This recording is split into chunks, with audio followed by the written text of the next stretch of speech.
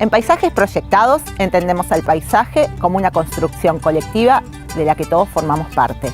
Proyectamos para hacer y con esa mirada todos hacemos el paisaje. El compromiso de proyectar el paisaje desde una conciencia sostenible es lo que centra a Paisajes Proyectados.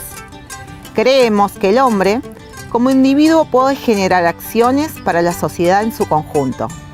Acciones que se verán reflejadas en los paisajes de los próximos 10, 50 y 100 años. Desde las diferentes actividades y profesiones que hacen el paisaje, ponemos cámara en mano y repasamos las condiciones del presente, cómo proyectamos un paisaje para las próximas generaciones. En el programa de hoy definiremos el paisaje, la relación del hombre con la naturaleza y cómo se presenta en la actualidad. Hoy nos acompaña la arquitecta Patricia Barbieri para explicarnos las definiciones del paisaje.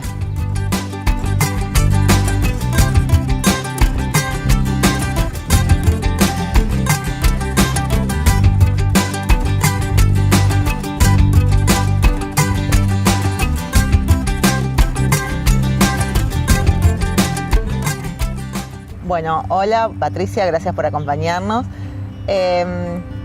Hoy queríamos preguntarte cómo definís el paisaje, cómo son los conceptos de paisaje a la hora de pensarlo como tal. Bien, uno de los primeros puntos que nosotros intentamos abordar cuando queremos acercar al alumno o a alguien interesado en la problemática del paisaje es básicamente su definición, es decir, ¿qué es el paisaje? ¿Qué se entiende por paisaje? En general, podemos pensar que hay un entorno visible que nos rodea, que podemos denominar paisaje. Ese entorno visible puede ir desde lo que se llama un paisaje natural hasta un paisaje artificial. Sí, paisaje artificial, diseñado, proyectado, antropizado.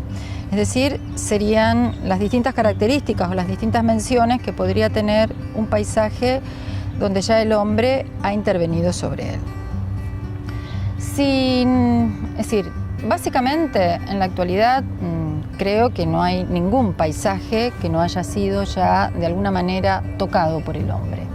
Aunque a veces de manera imperceptible nosotros lo vemos y lo podemos definir como si fuera un paisaje absolutamente natural. Cuando las intervenciones del hombre sobre el paisaje han sido muy fuertes y prácticamente lo que es el entorno natural ha desaparecido, nosotros podemos decir que estamos ante la presencia de lo que se llama paisaje urbano. El paisaje urbano que se caracteriza por una alta densidad de población, una alta densidad de infraestructura, construcciones y servicios. O sea que en síntesis son las ciudades, todas las grandes urbes, donde el hombre vive, básicamente. Sí, donde el hombre vive. Básicamente esto va dando por contraposición o por situaciones intermedias entre lo que es el paisaje natural y artificial, otro tipo de paisajes intervenidos por el hombre. El paisaje rural, el paisaje industrial. Yo básicamente sugiero muchas veces a los alumnos o a aquellos que están interesados en abordar estas cuestiones que aprovechen los entornos inmediatos para ir detectando estas situaciones, ¿no? Es decir, cuando uno va ingresando a una ciudad, la percepción directa de lo que va siendo la transformación, cuando nos vamos alejando del paisaje urbano, a veces nos acercamos ya a las áreas periféricas, que a veces son industrializadas, y después cuando llegamos a la ciudad propiamente dicha. Es decir, que tu consejo, tu visión es que uno tiene que aprender a ver el paisaje, que el paisaje nos rodea a todos. Sí. Y tenemos que ser más críticos en la observación, no pasar y ver las cosas sino verlas desde el punto de vista del paisaje y de intervenciones tanto humanas como yo creo, de la sociedad. Sí, yo creo que hay algo que a mí me parece importante, que es la idea de desnaturalizar los paisajes, ¿no? Es decir, cuando uno está mucho en un lugar, termina a veces no viéndolo. Es decir, a veces es necesario tomar distancia de ese lugar y volver a repensarlo. Entonces yo creo que a veces estos ejercicios que uno plantea o estas marcaciones que hace a los que están interesados en abordar el estudio del paisaje me parecen muy importantes. Es decir, partir del entorno inmediato. La palabra paisaje proviene del latín pagus, que significa territorio, pueblo o comarca. Según la Real Academia Española, el paisaje tiene dos posibles acepciones: extensión de territorio que se ve desde un sitio o extensión de terreno que se considera en su espacio artístico. Esta segunda acepción nos lleva a considerar arte como la habilidad para hacer algo y nos remite a paisaje como la extensión de terreno que sirve para hacer algo o produce algo. Por ello, el paisaje existe tanto en su funcionalidad como en su percepción. El paisaje en los distintos momentos históricos y en las diversas culturas tuvo desiguales concepciones y diferentes usos. Las intervenciones paisajísticas que se desarrollaron cumplen variadas funciones en relación con el hombre y su momento presente. El jardín japonés y su lógica, jardín francés versus el jardín inglés, los jardines islámicos y su concepción, el jardín del siglo XX y el actual. Y verlo desde la crítica, ¿desde qué aspecto? ¿Desde el vivencial o desde lo perceptivo, lo visual o desde un global?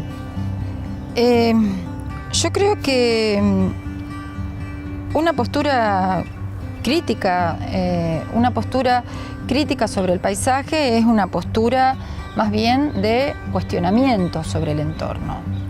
Y mirarlo de una postura crítica es como comenzar a pensar por qué este paisaje es de esta manera, o es resultante de qué acciones o de qué intervenciones. Entonces yo creo que esa es una de las formas de comenzar a desnaturalizar el espacio y pensar a comprenderlo. Es decir, el paisaje termina siendo, salvo el paisaje absolutamente natural, cuando el paisaje antropizado es un constructo social, ¿no es cierto? Entonces yo creo que a partir de ahí se puede comenzar a mirar de una manera más crítica.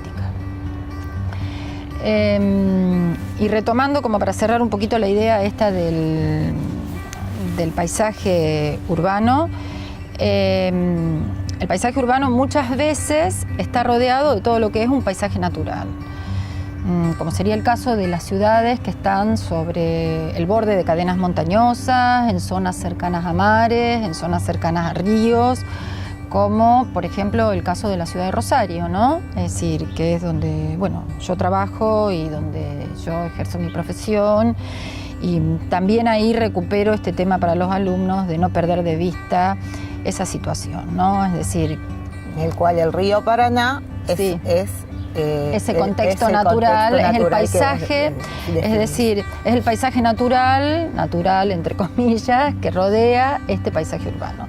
Ahí hay unas formas interesantes de apreciación. Incluso las miradas, es decir, si yo estoy parada sobre la línea de borde, es decir, donde se rompe la cuadrícula y aparecen todas las intervenciones verdes que se han hecho sobre la ciudad de Rosario, miro hacia un lado y veo el río y las islas, miro hacia el otro y veo la pared urbana, es decir, el perfil de la ciudad. Y acá también aparece otro punto de vista que me parece interesante, que es cómo nos apropiamos del espacio. Es decir, nosotros recorremos las zonas y es distinta la percepción que tiene el que camina, el que la recorre en auto, el que la recorre en ómnibus, el que la puede recorrer o transitar en un barco, ¿no? Entonces, ahí yo creo que hay un punto muy interesante, que sobre el propio entorno uno puede comenzar a diferenciar, es decir, el entorno cercano, ¿no? Sin necesidad de ir muy lejos, claro, estas diferencias de percepción del paisaje. Empezar a ser un observador de la observación que uno realiza en su vivir. En su vivir, e ir construyendo estos conceptos. Y siguiendo con la idea esta del paisaje, porque estoy tratando ahora de manejar las definiciones del paisaje, de la definición del paisaje según el grado de intervención del hombre o no. Aparece otro concepto que es el concepto de paisaje cultural, ¿sí? El concepto de paisaje cultural, que tiene que ver básicamente con lo que es el estrato productivo, el estrato natural, digamos, la intervención del hombre y las producciones que allí se van dando. Esas producciones pueden ser económicas, culturales, sociales, es decir, en general es un concepto del cual se lo ha apropiado en realidad el turismo, ¿no es cierto? para hacer esos recorridos turísticos. Un caso, qué sé yo, que está en este momento muy en boga es el paisaje cultural cafetero, ¿no es cierto? Donde uno puede recorrer desde las zonas montañosas hasta llegar a las ciudades y donde ahí va viendo no solo la producción económica, sino los rituales, el mito que hay alrededor del café y finalmente las producciones, es decir, que se instalan en la ciudad. Y acá hace un buen aporte, yo creo, la antropología. Es decir, la antropología en estas definiciones de paisaje tiene muy en claro dos cuestiones. Uno puede ser espectador del paisaje y uno puede ser parte del paisaje. Yo creo que esas dos divisiones marcan una actitud sobre el entorno. ¿Cuál es el concepto de paisaje para cada uno de nosotros? ¿Qué expresa el paisaje en relación al hombre? Las ciencias del paisaje, como se les conoce hoy en día, tienen sus antecedentes en los trabajos de los investigadores en el siglo XIX, quienes establecieron las bases para los estudios integrados de los territorios. En este siglo, muchos otros investigadores en Europa, América y Australia han contribuido al desarrollo de estas disciplinas, estableciendo una doctrina teórico-metodológica coherente y desarrollando un conjunto de técnicas y procedimientos adecuados a la solución de las tareas a ellas encomendadas, convirtiéndose las ciencias del paisaje en punto de partida básico para la construcción del nuevo paradigma holístico ambiental. La búsqueda de un paisaje sostenible, es decir, la incorporación de la sustentabilidad en el proceso productivo y social, depende de que alcancemos en el entorno del paisaje una eficiencia energética. Además, debemos lograr un equilibrio con las características intrínsecas del paisaje como soporte geológico y sociocultural de la sustentabilidad. Siga con nosotros, en el próximo bloque seguimos charlando con la arquitecta Patricia Barbieri. Recuerden que pueden comunicarse con nosotros a través del Facebook y encontrarnos como Paisajes Proyectados TV o a través de nuestra página web www.paisajesproyectados.com.ar.